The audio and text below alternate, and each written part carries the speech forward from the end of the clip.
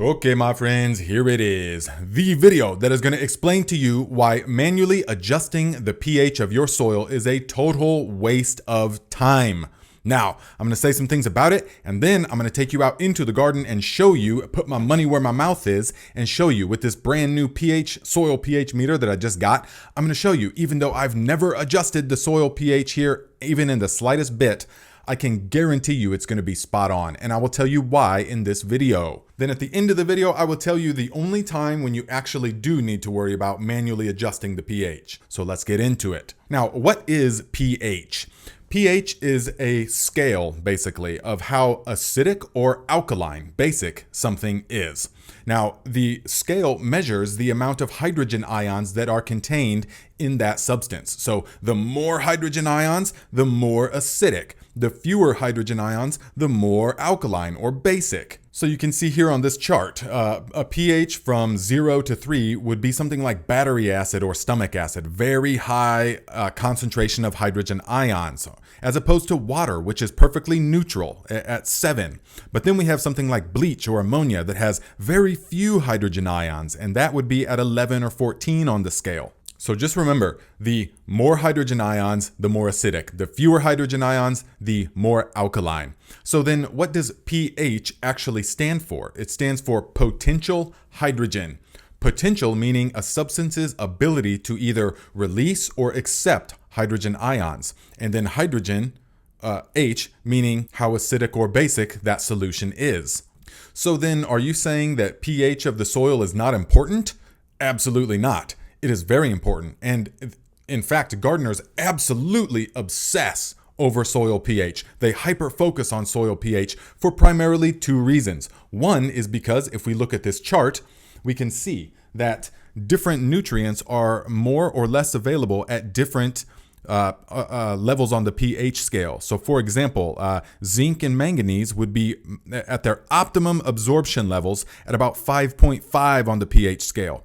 Likewise, something like calcium is going to be at its optimal absorption rate a little bit higher on the scale. So you can see here that based upon the pH of the soil, that some nutrients are more available, some nutrients are less available. So the sweet spot would be between about 5.8 and about 7. Most nutrients can be perfectly absorbed at that range. So yes, it is true that pH definitely affects the absorption of certain nutrients, but we'll get to that in a moment.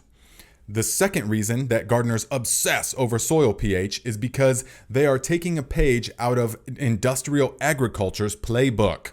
When you contact your local extension office, which what are they an extension of? An extension of the industrial ag complex, basically. And that's what they know. That's what they're taught. So when you're chemical farming and you're using all the chemicals to grow your crops, then you do have to adjust manually your soil pH. But here is the secret among organic gardeners and why we do not have to worry about it. Because the life in the soil is what will determine the pH around the rhizosphere. Let me say that again. The plant itself, basically regardless of what the pH in the soil is, in the surrounding soil, the plant knows exactly how to capture the sunlight and combine all of the elements and then exude into the soil the exact right types of acids, sugars, that it knows will attract the community of microorganisms that will produce the pH that it needs. It's mind-blowingly it's just jaw-dropping perfection when you examine it from this level. So what am I saying? I'm saying that it doesn't actually matter what the pH is in the soil itself so much. What matters is what the pH is in the rhizosphere, the area around the root. Let's say this is a root hair. The rhizosphere is that area directly in contact with the root. That is where the pH really matters. So it doesn't matter if you test your soil pH 10 feet over that way or even 5 inches over that way. It only matters in the rhizosphere. And for that, the plant can absolutely adjust it itself. But it requires several things. Number one, microbial life and diversity. So how do we do that? We have to create the home for the microbial life through high levels of organic matter, good aeration and drainage in the soil, not overheating and baking the soil, consistent moisture, not waterlogged and anaerobic soil conditions. All of these things will combine to allow the plant to have everything that it needs so that it will adjust the pH. You do not have to worry about it, guys. So I get this question a lot because I do consultations with gardeners all the time. I get lots of questions from you guys, and over the years, and so many of it is, hey, so how do I start adjusting the pH in my soil? Because if you if you contact your local extension office, then the first thing they're going to say is, well, you want to start with a soil test. You got to test and see what you're working with. You got to test your pH primarily. Then you got to start adjusting it with things like lime and sulfur and stuff. That is only if you are industrial ag type farming, chemical farming, because what happens when you're chemical farming? You bypass that whole biological web of life that is going to naturally buffer the pH. Okay. So when you're chemical farming, you have to rely on chemicals and adjustment methods to manually, seesaw, teeter-totter your soil pH.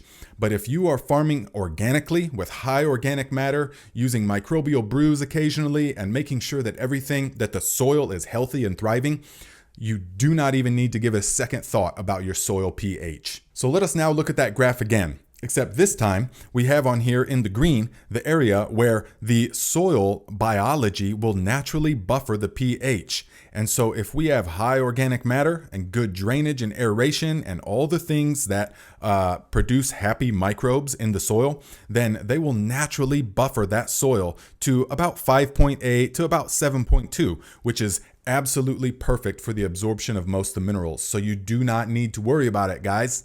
But how did I come to this understanding? It's because many years ago, when I was a commercial grower in Northern California, for years we did it on a large scale commercial farm. We had chemical farming, but then as the market needs sort of changed, we split the farm into half was chemical and half was organic. And this is how I understood.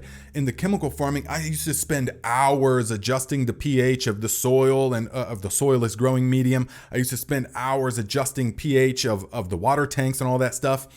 But then when we started the organic farming with the microscopes and really learning everything we could about it, then is when I come to the understanding that you don't actually need to do anything. The soil microbes are already doing that, and the plant is already custom tailoring its concoction of sugars that it gives to the soil in order to create the pH that it needs. It's mind-blowing. So now let us go out into the garden and I will show you, even though I've never even considered doing anything to adjust the pH of this soil, I already know it's going to be within that perfect range. Okay, my friends, so here we are out in the garden and I want to take you and show you the soil test. But first, look at how beautiful this soil is because we've been having it underneath the mulch all winter long. And we've had like 5 years of really high quality soil stewardship practices. Leaf mold and aerated compost teas, all kinds of good stuff. We have nurtured this soil. That's why it's so beautiful. But when we utilize this pH meter, we need to let it sit. So we're going to put it into the soil and there will be an initial reading, but then give it a few minutes. That's why I've sped things up so that you will see that it will settle into its final resting place, which for this particular piece of soil is going to be about 6.8, which is perfect. And 44 degrees, 43 degrees Fahrenheit. That's pretty cold. But remember, you can build your soil like this in just a few years. It doesn't matter. We have rock solid Indiana clay here. I mean, it is like concrete, pottery wheel clay. And yet you can build this up in just a few years. So here's another plot. Here's where the tomatoes are going. We're going to go ahead and test it. I'm speeding it up for you guys. It's going to be 6.9. It's going to be 7 maybe. Pretty much all right in the perfect range. I've never done a single thing.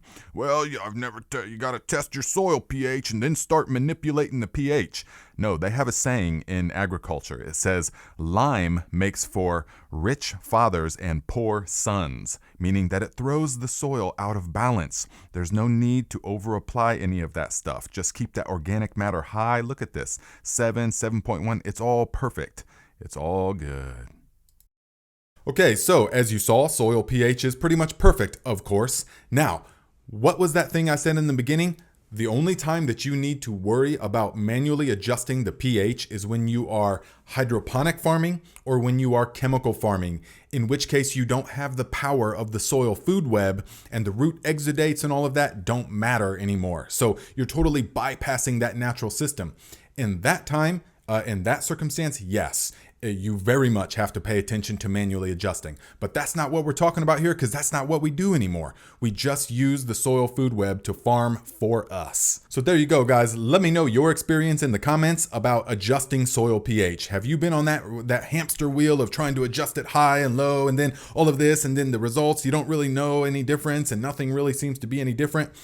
Let me know in the comments your experience with all of that. Also, if you guys want to get one of these things just to test your own soil pH, then they're in my Amazon storefront. I will see you guys right here every Saturday at 12 noon Eastern time for the live Q&A. And guys, look at this new method with this new sweet potato method. It is unbelievable. These are only a month old. I cannot wait to get planting these. Let me know if you want to see the new technique on the sweet potato method.